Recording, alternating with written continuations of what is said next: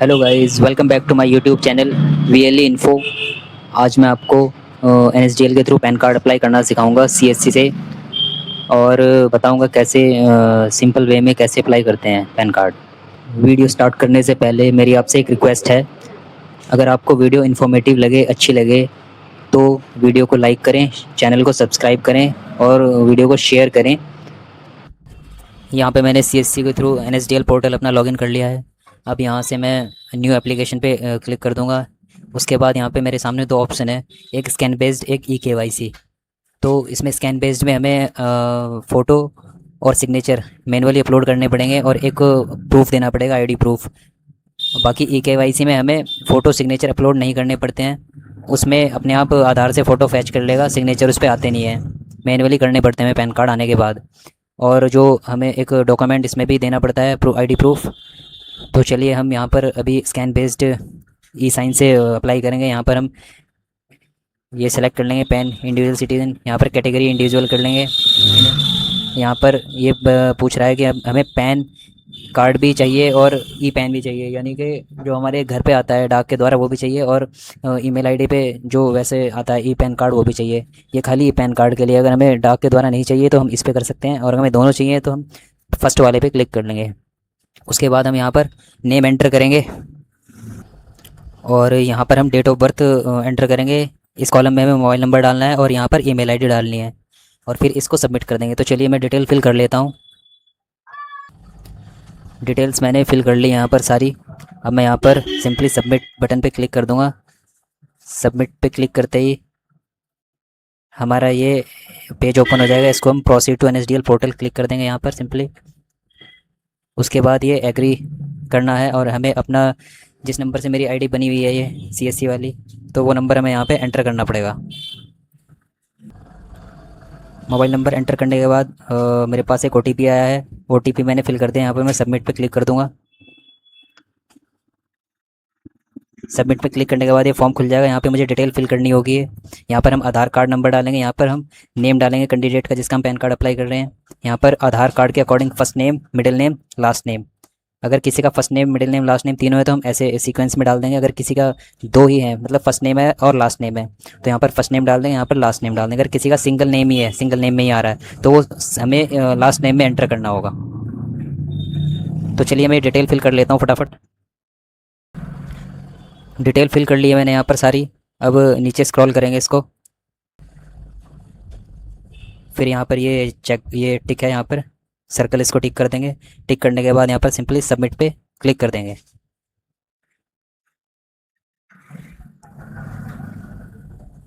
Submit पे click करने के बाद ये लोडिंग ले रहा है। अब यहाँ पर ये खुल गया है नया पेज।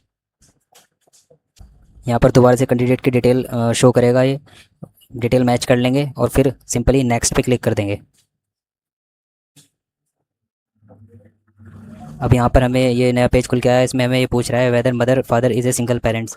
अगर किसी के फादर नहीं है तो यहाँ पर नो यस कर देंगे, वरना नो ही रखेंगे। इसको मैं नो कर देता हूँ। बाकी यहाँ पर फादर नेम, यहाँ पर मिडिल नेम फादर का, यहाँ पर लास्ट नेम, ये दोबारा री एंटर करना पड़ेगा। Father name, middle name, last name. ऐसे यहाँ पर mother name, middle name, last name, ये ऐसे री एंटर दोबारा करना पड़ेगा। दोनों नाम फिल कर लेता हूँ मैं।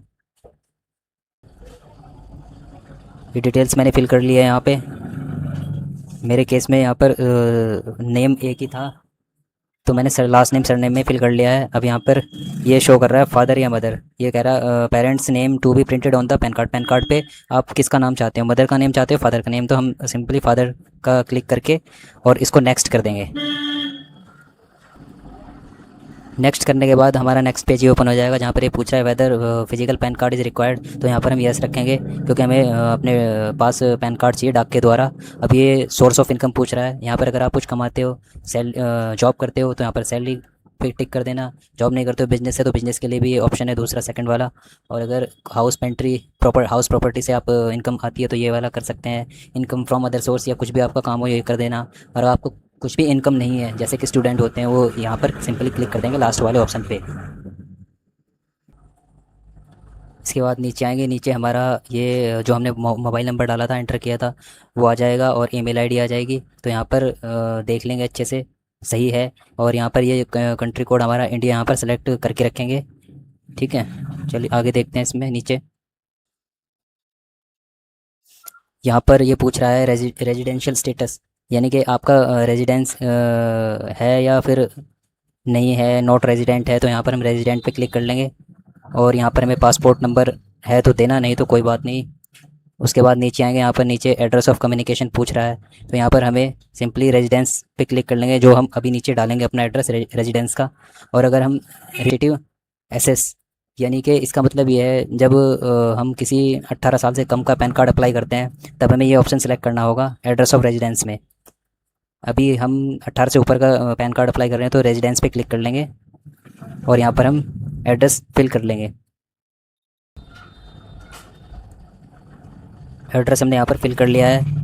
अब नीचे ऑफिस एड्रेस आ रहा है, इसको हम छोड़ देंगे क्योंकि हमने यहाँ पे रेजिडेंस सेलेक्ट कर रखा था, इसलिए हमें ऑफिस वाला एड्रेस नहीं फिल करेंगे, या सिर्फ रेजिडेंस एड्रेस हम फिल कर लेंगे। अब नीचे देखते हैं, नीचे हमारे पास ये आ रहा है अपॉइंटिंग रिप्रेजेंटेटिव एसएससी, यानी कि अगर हमारा माइनर का केस है, 18 साल से कम का हम पैन कार्ड बना रहे हैं, तब इसको हम यस करेंगे। 18 से ऊपर हम इसको सिंपली नो कर देंगे। मेरे केस में 18 से ऊपर का बन रहा है तो हम इसको नो कर देंगे और नेक्स्ट पे क्लिक कर देंगे। नेक्स्ट पे क्लिक करने के बाद ये एरिया कोड ये अपने आप ऑटो फिल होके आ जाएगा। इसके बाद हम यहाँ पर इसको सिंपली नेक्स्ट पे दोबारा क्लिक कर देंगे। नेक्स्ट पे क्लिक करने के बाद यहाँ पर ये हमसे पूछ रहा है कि प्रूफ ऑफ आइडेंटिटी में हम क्या दे लगाएंगे डॉक्यूमेंट्स, तो हम यहाँ पर आधार कार्ड सेलेक्ट कर लेंगे। प्रूफ ऑफ एड्रेस में हम यहाँ पर भी आधार कार्ड सेलेक्ट कर लेंगे। और proof of date of birth, यहाँ पे हम आधार कार्ड का ऑप्शन नहीं है, बर्थ सर्टिफिकेट, 10th की मार्कशीट वगैरह ये सब है, डोमिसाइल सर्टिफिकेट, मार्कशीट ये 10th की, और इलेक्ट्रॉल फ़ोटो आईडी कार्ड। तो हम जो हमारे पास अवेलेबल है हम वो सेलेक्ट कर लेंगे। यहाँ पर मेरे पास अभी फ़ोटो इलेक्ट्रॉल आइडेंटिटी कार्ड है, यानी कि वोटर कार्ड, उसको हम यहाँ पर क्लिक कर लेंगे। नीचे आएंगे, यहाँ पर कैंडिडेट का फ़ोटो अपलोड करना है हमें, यहाँ पर सिग्नेचर करने हैं। उसके बाद यहाँ पर इस कॉलम में हमें अपलोड सपोर्टिंग डॉक्यूमेंट्स, जो जो हमने यहाँ पर सेलेक्ट किए हैं, आधार कार्ड, ये आधार कार्ड किया है, और वोटर कार्ड, तो हम इसको यहाँ पर हमें अपलोड करना होगा। और ये फॉर्मेट हमें करना है पीडीएफ में, और 300 KB के अंडर होना चाहिए। ओनली पीडीएफ ये एक्सेप्ट करेगा। और यहाँ पर फ़ोटो जो होगा वो जेपीईजी में, और पीएनजी डीपीआई 200 कर लेना। ऐसे यहाँ पे ये वाला भी जेपीजी सिग्नेचर के लिए भी, और डीपीआई 200। और इसको हम चलो अपलोड करते हैं फटाफट। फ़ोटो सिग्नेचर मैंने अपलोड कर लिया है यहाँ पर, और साइज़ फ़ोटो का 50 KB के अंडर में होना चाहिए, और सिग्नेचर का भी 50 KB के अंडर होना चाहिए। इसके नीचे है ये सपोर्टिंग डॉक्यूमेंट। अब वो हम डॉक्यूमेंट भी अपलोड कर लेते हैं। यहाँ पर डॉक्यूमेंट्स मैंने अपलोड कर लिए हैं, आधार कार्ड और वोटर कार्ड जो मैंने ऊपर फिल किया था। यहाँ पर मैं प्लेस एंटर करके यहाँ पर डेजिग्नेशन सेल्फी रखेंगे और सबमिट पे क्लिक कर देंगे।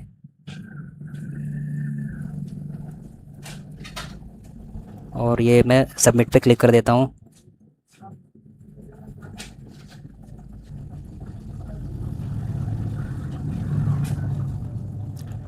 सबमिट पे क्लिक करने के बाद यहाँ पर ये डिटेल दोबारा से रीवेरीफाई कराएगा। सारी डिटेल वेरीफाई करने के बाद फिर इसको कंफर्म करेंगे। नीचे पहले डिटेल सारी वेरीफाई कर लेंगे। सारी डिटेल्स मैंने सारी वेरीफाई कर ली है। अब मैं यहाँ पर कंफर्म पे क्लिक कर दूँगा। कंफर्म पे क्लिक करने के बाद देख,